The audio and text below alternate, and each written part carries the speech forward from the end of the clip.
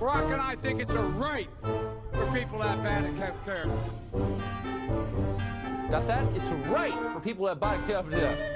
And if you don't have bad health care soon, Joe Biden will make sure that you do. That's his pledge to you. But giving every American bad health care isn't easy. Joe Biden knows that. So he's going to mobilize a pressure campaign to get it done. What kind of campaign? To get bad health care? Joe Biden has thought a lot about it. Here's his solution. Look, I'll do what he's unable to do. I'll lead an effective strategy to mobilize true international effort to pressure. Sure as Joe